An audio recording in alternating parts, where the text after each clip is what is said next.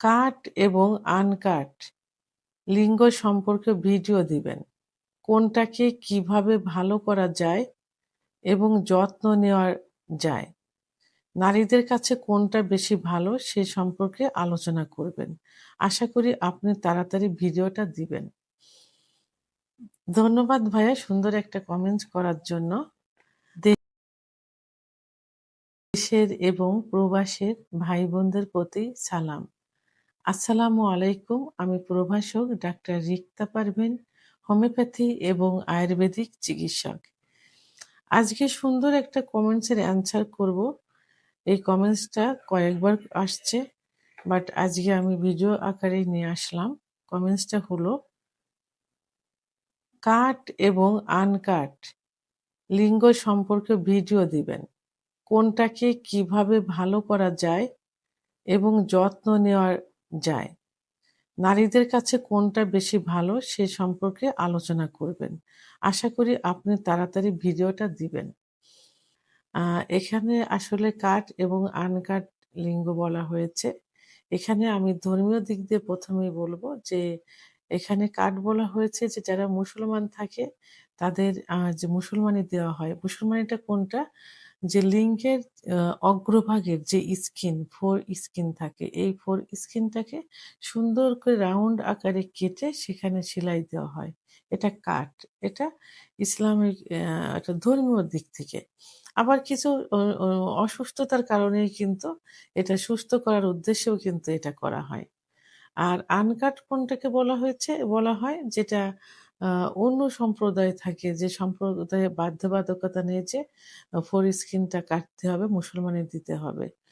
সেটা হলো আনকাট আ বলা হয় এদেরকে। এখন এই কাট এবং আনকাট আ যত্ন নেওয়ার বিষয়টা বলা হয়েছে।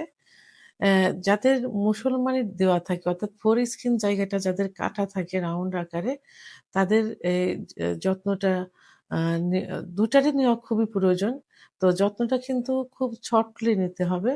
অর্থাৎ গোসলের সময় আ এটাকে কুসুম গরম পানি দিয়ে আলতোভাবে ধুতে হবে। এই যে চারপাশে যে কাটা থাকে, যে সেলাইটা দেওয়া থাকে, এখানে আ এর ভিতরে সুন্দর করে আলতোভাবে আ পরিষ্কার করতে হবে যেন ময়লা এখানে জমে না থাকে। কারণ ময়লা জমে থাকলে গন্ধ-টন্ধ হয়ে যেতে পারে, ওখানে ইনফেকশন হতে পারে। এজন্য কুসুম গরম পানি দিয়ে এটাকে আলতোভাবে পরিষ্কার করতে হবে। আর সুগন্ধযুক্ত কোনো সাবান এখানে ব্যবহার করা যাবে না। সুগন্ধবিহীন যে সাবানগুলো আছে, এই সাবান আলতোভাবে ব্যবহার করতে হবে, পরিষ্কার করতে হবে।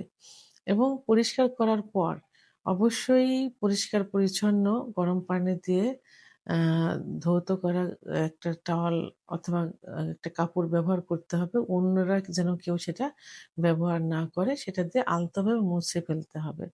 যখনই প্রস্রাব টয়লেটে যাইতে হবে তখনই আ সুন্দর করে এই রাউন্ডের যে পাশে সেলাই দেওয়া থাকে, সেই রাউন্ডের চারপাশে সুন্দর করে পরিষ্কার করতে হবে। এটা কাট যাদের মুসলমানের দেওয়া থাকে এবং সুস্থতার কারণে যাদের এটা কাটা হয়, সে যে ধর্মেরই হোক না কেন। আর আনকাট যাদের, তাদের ক্ষেত্রে এ একই নিয়ম। তবে যখন পরিষ্কার করা হবে তখন আলতোভাবে সফট ভাবে উপরের দিকে চামড়াটা উঠাতে হবে। উঠিয়ে ওর ভিতরে সুন্দর মতো পরিষ্কার করতে হবে। সেটা কুসুম গরম পানি দিয়ে পরিষ্কার করতে হবে গোসলের সময়। এবং এখানেও সুগন্ধি কোনো সাবান ব্যবহার করা যাবে না। আ এখানে আ সুগন্ধিবিহীন সাবান ব্যবহার করতে হবে এবং কোনো গোসলের পরে একটা গরম পানি দিয়ে ধোয়া আলাদা একটা কাপড় শুকনা থাকতে হবে। কিন্তু রোদে শুকানো থাকবে, অর্থাৎ শুকনা থাকবে, অন্যের ব্যবহারে থাকবে না। এই কাপড় দিয়ে জায়গাটা ভালো করে মুছে ফেলতে হবে বা আ পানি সরিয়ে ফেলতে হবে। এখানে কোনো স্প্রে, কোনো সুগন্ধি ব্যবহার করার দরকার নেই। কারণ এই জায়গাটা কিন্তু অত্যন্ত সেনসিটিভ।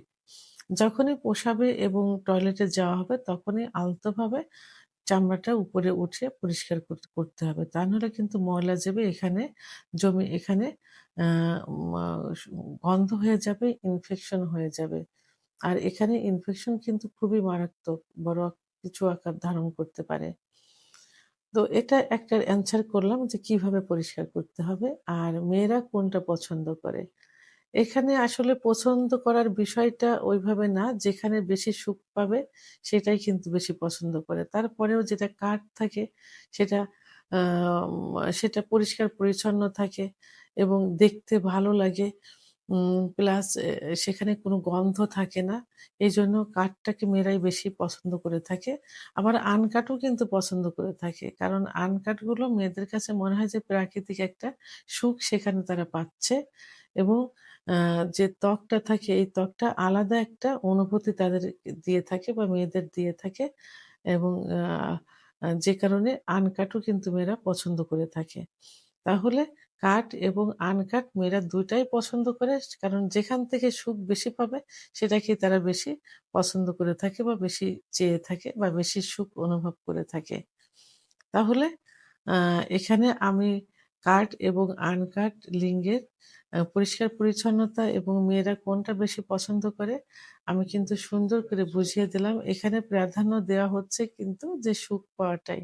সুখ পাওয়াটা নিজের ভিতরে এটা সম্পূর্ণ নির্ভর করে এবং সেটা দুটাতেই সে পাইতে পারে। যেটাতে বেশি আ মানে সৌন্দর্য আকর্ষণীয় মনে হবে এবং যেটা আ তারা সুখ বেশি দিতে পারবে সেটাকেই কিন্তু তারা বেশি পছন্দ করে থাকে। ভিডিওটি সম্পর্কে যদি কোনো মতামত থেকে থাকে অবশ্যই কমেন্টস এর মাধ্যমে জানাবেন। আর ভিডিওটি ভালো লাগলে লাইক, কমেন্ট, সাবস্ক্রাইব করে আমার সঙ্গে থাকুন। আল্লাহ হাফেজ।